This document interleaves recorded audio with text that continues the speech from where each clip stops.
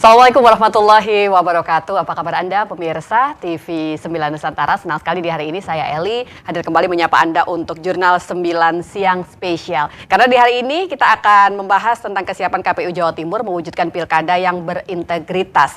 Dan tentunya kalau sudah berbicara soal tahapan begitu ya di pesta demokrasi kita di tahun ini, memang kalau bicara di sepanjang tahun 2024 ini, mungkin kemarin begitu ya, baru saja kita melewati untuk pemilu legislatif dan juga presiden. Itu artinya kita juga harus mesti bersiap kembali di tahun 2024 ini kita akan menyongsong pemilu kada serentak. Bagaimana dengan persiapan di Jawa Timur? Karena memang dilakukan secara serentak 38 kabupaten kota di Jawa Timur ini tentunya juga akan mempersiapkan diri. Seperti apakah? Karena di hari ini saya sedang bersama dengan Ketua KPU Jawa Timur ada Bapak Aang Kunaifi. Apa kabar? Assalamualaikum. Waalaikumsalam. Baik, Mbak. Alhamdulillah. Padat-padatnya ini berarti ya? Iya. Kalau ngobrol tentang persiapan ini, Pak Aang, kesiapan dari KPU Jatim untuk bisa menyambut pemilu akbar di tahun ini seperti apa ini, Bapak? Jadi sebelum adanya masuk ke tahap pendaftaran yang baik. Rencananya itu di bulan Agustus, kami akhir-akhir ini juga sedang melakukan persiapan mulai dari penyiapan sumber daya manusia di tingkat kecamatan, desa, kelurahan, dan yang paling akhir sekarang ini adalah menyiapkan petugas pemutakhiran data pemilih yang nantinya bekerja selama 1 bulan untuk melakukan penelitian, pencocokan dan penelitian data pemilih apakah yang bersangkutan masih ada di lokasi tersebut, memenuhi syarat sebagai pemilih atau tidak. Oke, untuk pemutakhiran data itu akan dimulai kapan sih, Pak? Pemutakhiran data pemilih itu akan dimulai awal dari tanggal 24. Di itu bulan Juni ini akan ya. Dilakukan pemutakhiran data pemilih dan untuk hari pertama coklit itu insya Allah kita akan mempublikasi aktivitas serentak di 38 kabupaten kota. Kalau bicara soal pemutakhiran data, kita itu masih boleh dikatakan selalu punya PR berkaitan dengan apa keakuratan begitu kan, dengan data-data pemilih kita. Apa mungkin strategi terbaru yang sudah dipersiapkan oleh KPU Jatim berkaitan dengan meminimalkan mungkin perubahan yang harusnya bisa dilakukan di sana? Ya, jadi kita KPU RI sudah menyiapkan yang namanya aplikasi Cek DPT online, di mana setiap warga yang kira-kira memenuhi syarat sebagai pemilih itu bisa melakukan pengecekan apakah namanya tercantum dalam daftar pemilih atau tidak dengan cara memasukkan NIK-nya masing-masing. Nanti di aplikasi tersebut akan muncul yang bersangkutan itu berada terdaftar di TPS mana, di desa apa, itu muncul di aplikasi. Berarti untuk checklist online ini bisa dilakukan secara mandiri? Secara mandiri oleh seluruh warga. Seluruh warga. Dan prosedurnya akan seperti apa nih ketika memang udah di checklist secara online, mereka melakukan secara mandiri, terus mungkin belum ditemukan langkah apa yang harus dilakukan? Ketika tidak muncul di aplikasi tersebut, tinggal konfirmasi di screenshot kalau pakai gadgetnya masing-masing, dikonfirmasi, ditunjukin bahwa yang bersangkutan belum masuk. Dan nanti kalau 24 Juni nanti kan petugas kita akan mendatangi per rumah masing-masing warga masyarakat. Jadi ini ada sistem yang jemput bola begitu ya, dari petugas yang tetap kita jemput bola, tapi warga masyarakat juga bisa secara aktif melakukan pengecekan secara mandiri. Ini tahun pertama kah untuk checklist secara mandiri itu? Cek DPT online itu sudah jalan sejak kemarin pada pelaksanaan pemilu 2024 untuk pemilu nasional, pemilu presiden itu sudah sangat membantu khususnya bagi kawan-kawan yang bekerja pada tanggal 14 Februari hari pemungutan suara untuk pemilu nasional kemarin itu kan bisa melakukan pengecekan siapa yang datang ke TPS. Kalau nunggu ngecek di daftar hadir kan kelamaan, itu bisa langsung dicek, dia sudah bisa diketahui dia terdaftar di TPS mana, kemudian nomor urut berapa itu bisa dicek. Kadang kan kalau di lapangan di hari pemungutan suara itu kan warga itu cari TPS yang terdekat. Padahal sebenarnya belum. Padahal TPS dia sebenarnya kan di TPS 11, dia datangnya ke TPS 10 karena dia mau ke arah barat itu sekalian. Nah, milihnya di situ. Padahal terdaftar ya KPPS otomatis kan tidak bisa melakukan pengecekan siapa data pemilih yang ada di TPS sebelah. Nah, dengan adanya cek DPT online itu sangat membantu. KPPS sangat membantu, bisa mengarah Bapak sebenarnya di TPS 11 bukan TPS 10 gitu. Oke, baik. Tapi segala sesuatu yang beralih pada online itu tentunya ada beberapa catatan. Saya ingin tahu, apalagi ini baru diterapkan kemarin begitu ya. Apa keaktifan masyarakat cukup tinggikah antusiasnya untuk bisa melakukan cek secara online ini dari segi pemilihnya? Alhamdulillah, di momen pemilu nasional kemarin banyak masyarakat yang kemudian secara aktif melaporkan kepada jajaran kami yang ada di kelurahan maupun kecamatan terkait dengan yang bersangkutan belum terdaftar atau mengkonfirmasi mau pindah TPS dan lain sebagainya karena yang bersangkutan pada hari pemungutan itu sedang melakukan tugas belajar dan lain sebagainya, itu sangat terbantu. Oke. Baik, Pak Ang, sebagai KPU, sebagai penyelenggara pemilu gitu ya, tentunya ini waktu yang sangat singkat untuk bisa mempersiapkan. Sepertinya sih masih bulan November begitu masih kan, bulan tapi November. Masih November tuh bukan berarti apa ya, persiapan sekarang sudah harus sangat-sangat kencang banget. Sampai dengan hari ini apa sih kalau berkaitan dengan pemilih, Pak Ang, yang harusnya itu sudah memang benar-benar dipastikan sudah tersosialisasikan kepada masyarakat? Ya, jadi berkaitan dengan mempublikasi bahwa tanggal 27 November merupakan hari pemungutan suara untuk pemilihan kepala daerah secara serentak. Baik. Kalau di Jawa Timur untuk pilgub dan pilihan bupati wali kota, itu di setiap daerah sudah sebagian besar sudah meluncurkan gaung pelaksanaan pilkada, mensosialisasikan maskot daerahnya masing-masing. Kemudian tagline-nya apa itu sudah dipublikasikan. Kalau Jawa Timur tanggal 4 kemarin kita mempublikasi maskot kita burung merak baluran seperti itu dengan baju animasi pakai baju budaya Madura. Kemudian tagline kita yang kemudian Pilgub Jatim senang bareng dengan harapan kedepannya proses pelaksanaan demokrasi 5 tahunan ini bukanlah suatu hal yang mencekam. Kemudian kita sama-sama sadar bahwa masing-masing dari kita punya pilihan dan bisa saling menghormati, dan kita laksanakan proses transisi kepemimpinan ini dengan cara yang riang gembira. Oke, baik. Apa sebenarnya filosofi dari maskot? Saya jadi ingin tahu, apalagi menyebutkan tadi baju yang dikenakan itu salah satu daerah yang ada di Jawa Timur. Kenapa itu dipilih dan apa yang menjadi filosofinya, Pak Ang? Jadi ya kekhasan burung merak di daerah Baluran Situbondo ya. Baik. Situbondo itu tidak ada di daerah lain, menunjukkan bahwa ini wilayah Jawa Timur. Kemudian kekhasan baju adat Madura dengan udengnya dan lain sebagainya. Itu agar ya harapannya ini Pilgub Jawa Timur mengakomodir kekhasan lokal di Jawa Timur, dan kami seyakin-yakinnya masyarakat Jawa Timur yang dengan ragam budayanya itu mampu untuk bersatu mewujudkan pelaksanaan Pilgub Jawa Timur yang berhasil. Jadi memang akan menjadi harapan kita bersama begitu ya. Tapi sampai dengan hari ini, sampai kita di bulan Juni ini, apa yang bisa disampaikan ke publik, Pak Ang, berkaitan dengan persiapan di masing-masing kabupaten kota? Adakah sudah beberapa catatan yang itu sangat penting untuk bisa menjadi perhatian kita bersama? Ya, jadi ya sampai sejauh ini masing-masing daerah itu sudah menyiapkan ya pembentukan penyelenggara pemilu di kecamatan dan menguatkan peningkatan kapasitas SDM, kemudian mencoba untuk menyiapkan data pemilih yang terpenuhi prinsip mutakhir, akurat dan lain sebagainya.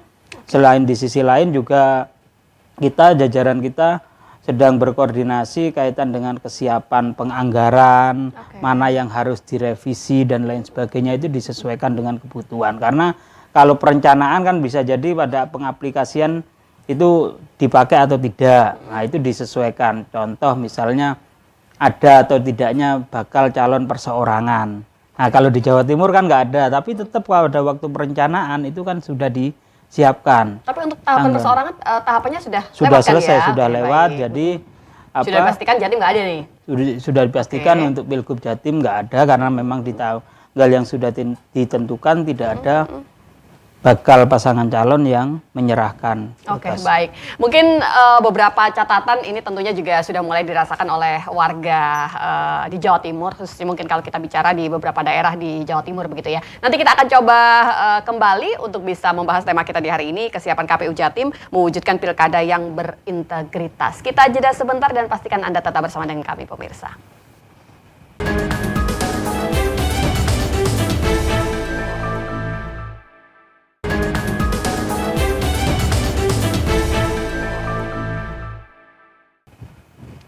Terima kasih Anda yang masih bersama dengan kami pemirsa untuk Jurnal 9 siang spesial, dan tentunya kita masih berbincang mengenai kesiapan KPU Jawa Timur mewujudkan pilkada yang berintegritas. Dan masih bersama dengan kita Ketua KPU Jawa Timur.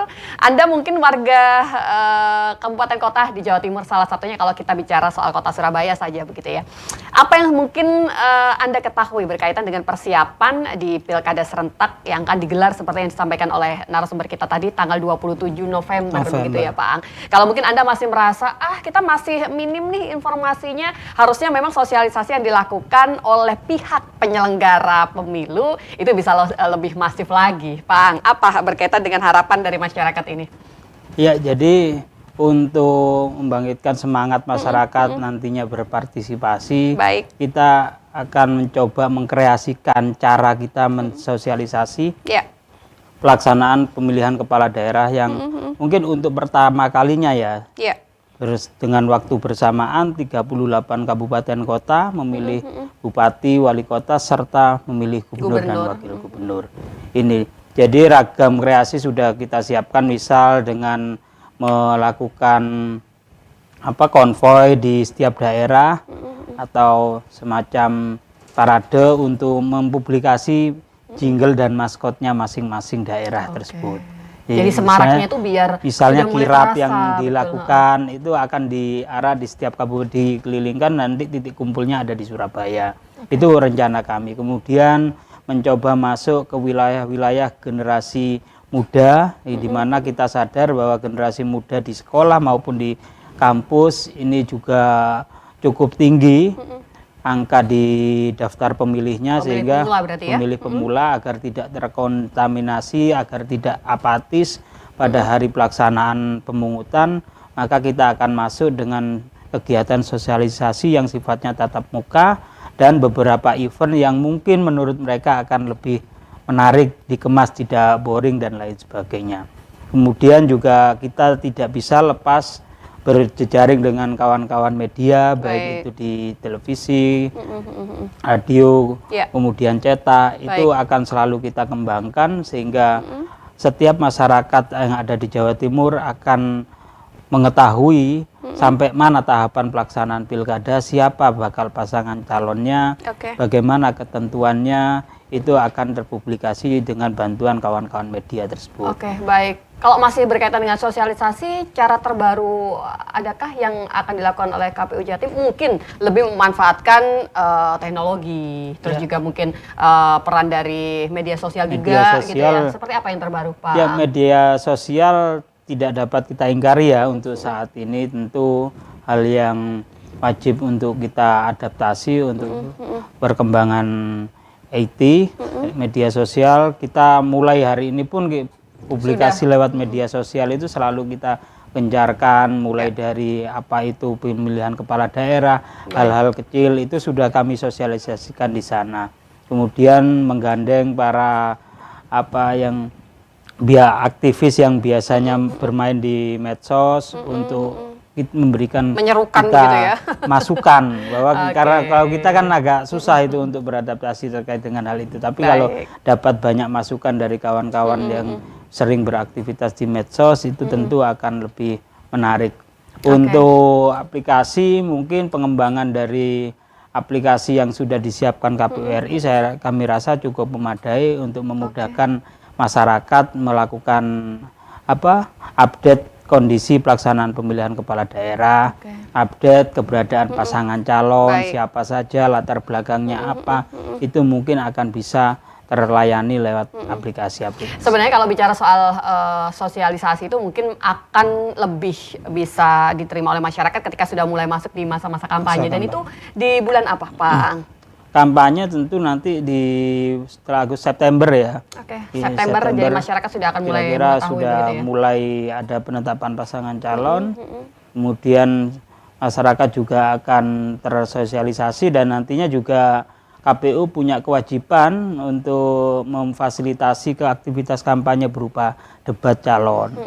Dan itu di bulan berikutnya? Iya. Oke, baik. Pak Ang menambahkan, kalau memang masa kampanye baru akan dimulai pada bulan September, tapi ketika Anda warga kota atau juga mungkin kabupaten di Jawa Timur begitu ya, merasa di baliho di beberapa titik di jalan-jalan itu kan sudah mulai dalam tanda kutip, oke lah kita menyebutnya itu adalah cek ombak, sekedar memberikan ucapan selamat dan sebagainya. Sebenarnya mengemas cara-cara yang seperti itu tuh apa tanggapan dari KPU? Boleh dikatakan itu cukup legalkah, diizinkan, boleh, tidak melanggar atau bagaimana sih Pak? Jadi untuk saat ini kami rasa ya bergantung peraturan daerah di setiap kabupaten kota. Dikembalikan ya? Iya, dikembalikan di situ dan karena memang belum jadi subjek hukum yang diatur oleh KPU, setiap orang juga berhak kan untuk melakukan aktivitas itu tergantung peraturan daerahnya yang apakah di lokasi-lokasi tertentu ini memang terdapat larangan untuk dipasangi alat peraga,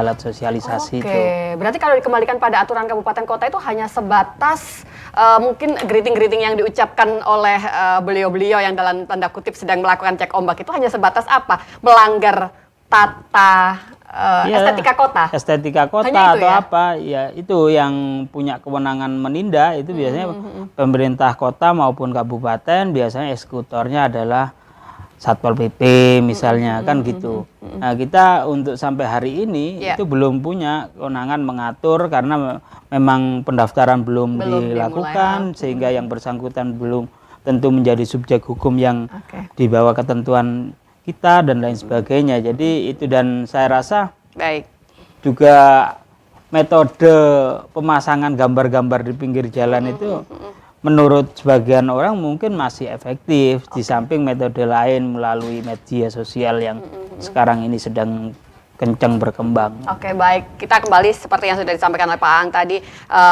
Ini adalah kali pertama bagi KPU di Jawa Timur juga untuk menggelar 38 kabupaten kota memilih bupati dan juga wali kota plus juga gubernur begitu ya. Apa nih yang berbeda tentunya yang harusnya menjadi perhatian khusus dari KPU Jatim dan juga untuk seluruh KPU yang ada di Jawa Timur itu sendiri, Pak? Jadi ya kita tentu kalau bareng nyoblos pelaksanaan pilkada 2 surat suara itu pernah terrealisasi di 2018 waktu itu pilgub barengan dengan pilkada untuk 18 atau 19 kabupaten kota ya diantaranya. Nah itu di daerah-daerah seperti mana? Pasuruan dan lain sebagainya. Tapi event ini kan serentak nasional.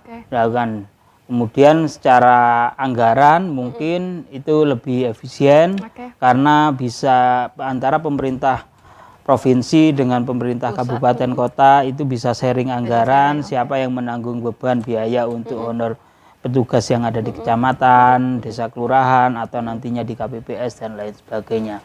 Dan mudah-mudahan pelaksanaan pertama kalinya ini juga bisa berjalan lancar dan kami optimis pelaksanaan pilkada di Jawa Timur serentak di 38 kabupaten kota itu bisa sukses dan ya terpenuhi prinsip-prinsip penyelenggaraan pemilu tersebut. Tinggal mohon bantuan kawan-kawan media, bantuan dari kawan-kawan yang nantinya menjadi bakal pasangan calon, tim sukses, partai politik pengusung itu juga sama-sama menopang aktivitas itu sehingga pelaksanaan pilkada ini minim lah kecurangan dan lain sebagainya. Sebenarnya kalau bicara soal kesuksesan apa sih Pak Ang yang jadi parameter sebagai penyelenggara pemilu kesuksesan dari gelaran Pesta Demokrasi itu sendiri? Lebih pada angka partisipasi atau ada poin-poin lainnya yang itu jadi pertimbangan? Angka partisipasi mungkin salah satu dari sekian banyak indikator yang bisa disebutkan untuk pilkada ini merupakan pilkada yang sukses atau tidak. Tapi yang paling sering didengungkan itu kan taraf ukurnya ya partisipasi karena nggak butuh waktu lama setelah hari pemungutan kita lihat jumlah pemilih yang hadir berapa sudah ketahuan. Tapi kalau pakai indikator yang lain mungkin masih agak menunggu waktu kan. Apakah visi misinya dijalankan atau tidak oleh si kepala daerah yang terpilih itu kan masih menunggu waktu. Tapi setidaknya untuk partisipasi ini cenderung biasanya kan pasca pemilihan presiden, pemilu legislatif, angka partisipasi kemarin itu di angka 84. Kalau kemarin setelah Pilkada 2020, setelah 2019 Pilkada pemilu nasional, itu partisipasinya kan cenderung menurun. Nah, mudah-mudahan ini setidaknya kan sama.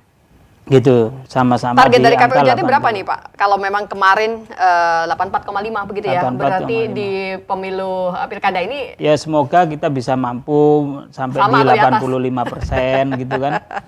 Ya, baik. Tapi bicara soal keikutsertaan angka partisipasi masyarakat, apa sih yang menjadi evaluasi dari KPU Jatim Pak sampai dengan hari ini? Itu bukan sesuatu hal yang mudah untuk bisa kita kita genjot terus bisa setinggi mungkin untuk angka partisipasi itu Pak. Ya, tapi kadang memang untuk menggenjot partisipasi itu bukan suatu hal yang mudah ya. Akan ada di beberapa tempat kita mencoba untuk mengkreasikan agar masyarakat ini lebih aktif. Dan itu juga bergantung pada figur yang dicalonkan oleh masing-masing partai politik. Tidak hanya tugas KPU kan, kalau figurnya menurut mereka juga tidak sesuai, sehingga partisipasinya juga tentu akan sangat berpengaruh. Sehingga harapan kami figur-figur yang diusung oleh masing-masing partai politik pada penyelenggaraan pilkada besok ini juga mampu mendorong masyarakat itu untuk turut serta datang ke TPS menggunakan hak pilihnya, tapi dengan catatan tidak perlu pakai hal yang dilarang oleh regulasi pelaksanaan pilkada, misal dorongan pakai barang, uang, kayak gitu-gitu. Oke, boleh. Itu nanti akan coba kita bahas begitu ya, beberapa larangan-larangan yang memangnya harus kita perhatikan bersama. Tapi masih berkaitan dengan angka partisipasi. Oke, kita jangan hanya membayangkan Pak Ang, partisipasi itu sesuatu yang mudah. Tadi kita sudah sepakati juga, tapi tidak hanya di Surabaya, Gresik, Sidoarjo, ada daerah lain di Jawa Timur tuh yang mungkin agak sulit untuk bisa terjangkau dan sebagainya, gitu kan, lokasi yang cukup jauh untuk tempat pemungutan suara. Itu apa catatan terbaru dari KPU Jatim berkaitan dengan itu, Pak? Beberapa daerah yang mungkin dalam tanda kutip terpencil di Jawa Timur, Pak Ang. Jadi kita sudah petakan kan mana daerah-daerah dengan akses yang tidak mudah, sulit, misal di wilayah Trenggalek, Pacitan, itu kan masih ada daerah-daerah yang aksesnya sulit. Sebenarnya tidak jauh tapi aksesnya yang tidak mudah. Itu sudah mencoba kita antisipasi dengan kolaborasi dengan pihak polisian, TNI untuk nantinya dalam proses distribusi logistik dan lain sebagainya. Kemudian wilayah-wilayah di Sumeneb, Kecamatan Sumeneb yang 7 kecamatan, ada wilayah kepulauan. Kemudian Gresik juga punya 2 kecamatan di Pulau Bawean. Itu juga sudah kita petakan dan nantinya mudah-mudahan bantuan dari segenap pihak untuk mensukseskan pelaksanaan pilkada ini sangat memadai sehingga keberadaan logistik pada hari pemungutan suara ini tidak terjadi keterlambatan. Lebih-lebih di bulan November itu kan biasanya masuk musim penghujan. Tapi bicara soal perubahan, angkanya sudah cukup ada kemajuan yang signifikankah kalau berkaitan dengan itu tadi? Antisipasi sudah dilakukan dan apakah dari setiap kali gelaran pemilu itu ada perubahan, Pak Ang? Alhamdulillah setiap gelaran pemilu menurut kami selalu ada perbaikan, selalu ada. Karena sebelumnya kan kita sudah petakan sehingga kita sudah melakukan antisipasi sejak awal, dan kalau berkaca pada pelaksanaan pemilu terakhir 2024 di bulan Februari kemarin, kami yakin pencermatan kami itu tidak ada kendala dalam pelaksanaan. Berarti untuk lokasi yang terpencil pun di Jawa Timur sudah di Februari kemarin tidak ada problem begitu ya? Insya Allah tidak ada problem. Tinggal dinamika suhu politik di setiap daerah aja ya. Semoga Jawa Timur tetap bisa kondusif begitu ya. Dan tentunya kita masih akan coba membahas berkaitan dengan tema kita, kesiapan KPU Jawa Timur mewujudkan pilkada yang berintegritas. Kita jeda sebentar, sesaat lagi untuk Anda pemirsa.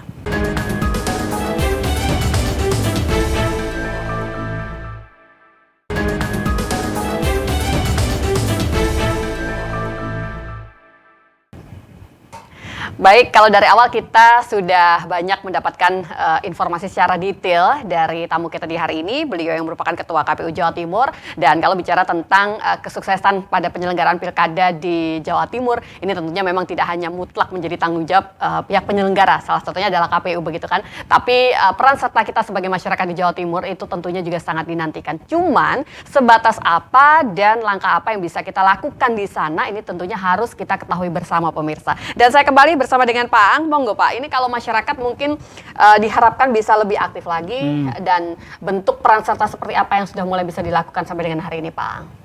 Ya, jadi untuk hari ini masyarakat juga bisa aktif ya, paling tidak untuk dirinya dan anggota keluarganya itu memastikan bahwa yang bersangkutan telah terdaftar dalam data pemilih, sudah didatangi oleh petugas Pantarlih kami. Itu yang utama bisa dilakukan masyarakat sekarang ini. Karena kalau masyarakat itu mengikuti mulai tahapan awal, insya Allah di hari pemungutan mereka pasti punya rasa dorongan untuk wajib hadir di tempat pemungutan suara, bukan sekedar menggugurkan kewajiban. Jadi harapan kami itu masyarakat juga sejak tahapan awal yang bersentuhan dengan masyarakat, yaitu pemutakhiran data pemilih, mereka sudah ikut berperan serta aktif. Kalau kemudian sampai H+ berapa sejak tanggal 24 Juni belum ada petugas yang datang ke rumah, belum ada stiker di rumah sebagai penanda bahwa sudah didatangi petugas PPS, bisa mengkonfirmasi kepada jajaran kami di desa kelurahan maupun kecamatan. Itu yang kedua. Nanti setelah ada pendaftaran, masyarakat juga dapat memberikan tanggapan maupun masukan terhadap bakal pasangan calon yang diusung oleh masing-masing partai politik. Baik. Itu juga di sebagian tempat, misal Jember, Malang, Bojonegoro, kemudian Trenggalek yang terdapat calon perseorangan, itu sejak sekarang juga sudah bisa memberikan respon terhadap keberadaan bakal calon perseorangan tersebut, apakah yang bersangkutan memang layak sebagai atau tidak, itu bisa mengkonfirmasi apakah pernah punya masalah atau tidak, itu bisa memberikan tanggapan. Karena memang ada ya Pak ya, tanggapan masyarakat itu ada untuk tanggapan mereka, untuk bakal pasangan calon yang diusung maupun dari jalur perseorangan atau yang diusung partai politik, itu ada, masyarakat bisa memberikan tanggapan. Nanti setelah ditetapkan, masyarakat juga bisa mengikuti visi misi yang disampaikan oleh masing-masing bakal pasangan calon atau pasangan calon yang sudah ditetapkan sebagai calon tersebut, untuk mengikuti apakah ini benar-benar rasional visi misinya atau ini potensi tidak bisa direalisasikan, dan lainnya bisa mengkoreksi di sana, sehingga masyarakat kalau punya pengetahuan yang utuh terkait dengan program visi misi masing-masing peserta pemilihan kepala daerah, nantinya di tanggal pemungutan suara mereka akan mantap menentukan pilihannya atas dasar pengetahuannya sendiri, bukan dari hal yang lain. Sepakat dengan apa yang sudah disampaikan Pak Ang tadi. Kalau kita sudah terlibat dari awal, itu setidaknya rasa memiliki kita itu akan mendorong kita untuk berpartisipasi, datang dengan bekal pengetahuan yang sudah kita dapatkan. Jadi itu tentunya tidak akan mudah tergoyahkan, karena tentunya di sepanjang gelaran pilkada ini pasti ada beberapa hal yang itu harus menjadi perhatian kita. Salah satunya adalah larangan-larangan Bapak. Tadi Bapak sempat menyinggung. Apa saja sih sebenarnya yang harus masyarakat juga harus aware begitu loh. Ini termasuk hal yang menyimpang, hal yang melarang dan akan mencederai demokrasi kita, Bapak. Ya, jadi ya dorongan ketika menentukan pilihan itu kalau didasarkan pada pemberian barang maupun uang, itu saya yakin itu dampaknya akan tidak baik untuk daerahnya ke depan. Sehingga harapan kami, dan itu diregulasi sudah tegas, di Undang-Undang Pelaksanaan Pilkada sudah tegas, dilarang setiap orang, dilarang untuk mempengaruhi pilihan orang lain, baik itu untuk memilih atau tidak memilih, baik itu dengan uang maupun barang, itu tidak diperbolehkan. Dan kalau pada masa kampanye mungkin sekedar kaos, gantungan kunci dan lain sebagainya itu mungkin masih dibolehkan, tapi nanti jelang di hari pemungutan suara, pembagian uang atau barang itu yang kemudian sudah dilarang, dan konsekuensinya bukan hanya persoalan pidananya ya menurut kami, tapi dampak untuk kemajuan daerahnya pasca itu yang perlu menjadi perhatian masyarakat. Pak, tapi mewakili masyarakat Jawa Timur dengan penjelasan Bapak barusan, saya ingin tahu cara seperti apa yang tentunya harus bisa dilakukan oleh petugas begitu kan, untuk bisa memastikan kalau hal itu tidak terjadi. Karena bentuknya itu kadang beragam, entah yang sodakoh begitu ya, pemberian yang sebenarnya tidak bertujuan untuk itu, tapi dikemas dengan sedemikian rupa. Tanggapan Anda, Pak? Agar mengarah ke sana. Memastikan itu semua tidak terjadi di Jawa Timur. Jadi Pak, di perangkat regulasi pelaksanaan pemilu maupun pilkada, baik, itu domain penyelenggaraan pemilu memang ada di KPU. oke. Kami mensosialisasikan, mempublikasi beberapa tahapan, Oke. beberapa ketentuan yang boleh maupun yang tidak boleh dalam penyelenggaraan pilkada. Untuk penindakannya Harus ke bawah ya. ke lembaga sebelah, karena memang desain negara kita untuk Oke. penyelenggaraan pemilu ada namanya Badan Pengawas Pemilu, Oke. di mana dalam regulasinya juga yang bersangkutan bisa bekerja sama dengan kepolisian untuk bila mana itu kaitan dengan pidana pemilu, Oke. kemudian dengan kejaksaan sebagai penuntut nantinya. Nah, itu yang kemudian butuh kolaborasi apik dari Bawaslu maupun KPU untuk sama-sama kemudian melawan praktek-praktek yang khususnya yang memiliki daya rusak tinggi. Praktek pelanggaran yang memiliki daya rusak tinggi diantaranya adalah politik uang. Sebenarnya kalau dari segi penyelenggara ada nggak sih sebenarnya, saya harapkan tidak sih sebenarnya, perasaan sulit untuk bisa memastikan itu semua karena dengan mungkin jangkauan wilayah, petugas yang terbatas dan sebagainya. Adakah mungkin teman-teman seperti itu, Pak Ang? Jadi Menindak, walaupun oke Bawaslu ya, tapi paling tidak ada beberapa catatan yang dimiliki oleh KPU Jatim. kalau KPU sih sejauh ini ya selalu dalam mitra bekerja sama dengan semua pihak itu selalu berupaya, karena praktek politik uang ini sudah sebagian besar sudah menganggap ini alat untuk menang yang utama dan lain sebagainya, ya kita ngelawannya dengan cara ya budaya edukasi, literasi, semacam itu yang selalu kita dengung-dengungkan di setiap tempat, dan mitra kolaborasi kami dengan pemantau pemilu, dengan semua pihak, perguruan tinggi dan lain sebagainya selalu mendorong ke arah sana. Oke, kita memang harus tetap optimis. Faktanya gitu ya. dalam praktek penindakan itu seringkali ada hal yang sulit karena beberapa alat bukti dan lain sebagainya itu teknis sekali, dan itu kewenangan ada di lembaga pengawas pemilu, dan karena politik uang itu masuk domainnya pelanggaran pidana pemilu, maka teman-teman pengawas ini juga selalu harus berkolaborasi menyamakan persepsi dengan pihak kepolisian maupun kejaksaan. Baik, kita agak geser topiknya. Saya ingin beralih pada partisipasi generasi muda, Pak Ang. Seperti apakah, karena tentunya jumlahnya ini tidak boleh diremehkan gitu ya. Di pilkada ini cukup tinggi kah persentase Sekitar pemilih? 40-an%. Wah, 40%, berarti apa yang harusnya dipersiapkan Pak? Tentunya untuk bisa lebih konsentrasi pada pemilih pemula kita. Jadi ya kalau sejauh ini kan mitra kita sudah ada beberapa sekolah maupun perguruan tinggi. Itu yang nantinya selalu kita kembangkan, selain nanti kita mencoba masuk ke wilayah-wilayah mereka di dunia media sosial.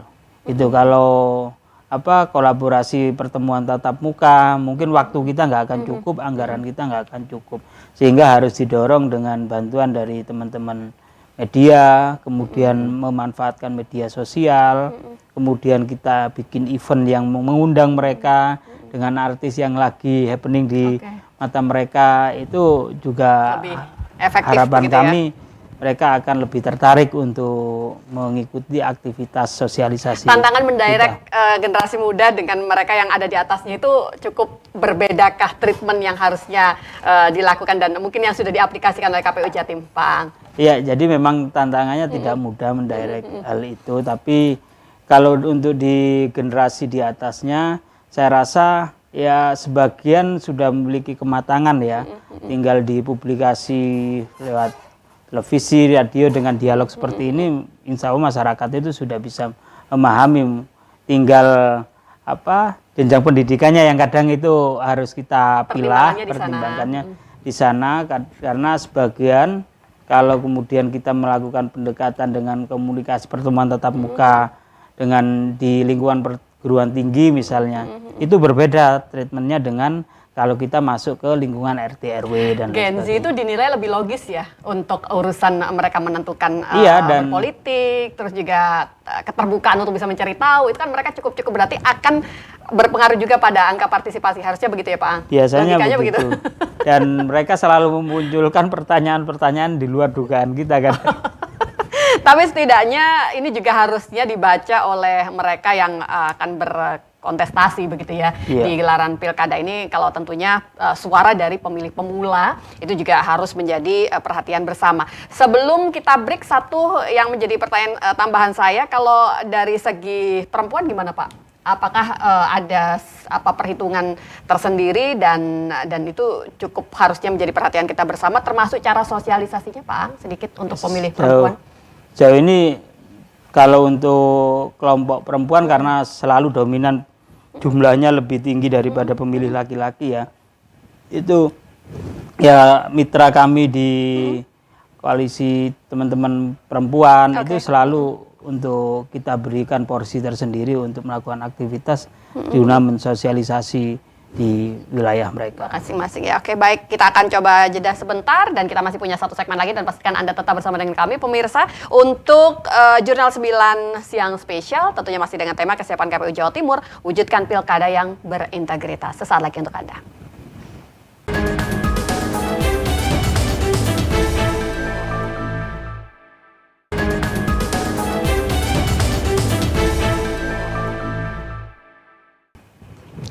Kecenderungan mendapatkan informasi secara tepat itu belum tentu juga tepat. Maka penting bagi kita sebagai pemilih di Jawa Timur itu bisa lebih bijak lagi. Sumber informasi mana yang harusnya bisa menjadi rujukan kita? Pak Aang, ini berkaitan dengan peran media tentunya untuk bisa mensukseskan pelaksanaan pilkada di Jawa Timur, Pak Aang. Ya, sejauh ini ya salah satu pilar demokrasi itu kan kawan-kawan media diantaranya. Baik. Selain partai politik dan lainnya. Nah, jadi mulai awal kita masuk di KPU Provinsi Jawa Timur di bulan Februari, tepatnya di tanggal 20, langkah awal yang kita komunikasikan itu mengumpulkan kawan-kawan media, karena kita sadar kita nggak akan bisa lepas dari kawan-kawan media guna mempermudah kita menyampaikan setiap informasi kegiatan pelaksanaan tahapan baik kemarin untuk pemilu nasional maupun untuk sekarang ini untuk pemilihan kepala daerah. Aktivitas semacam media gathering dan lain sebagainya untuk cara kita mendekatkan dengan kawan-kawan media agar kawan-kawan media ini juga khususnya media bisa memberikan informasi yang akurat terhadap pemilih.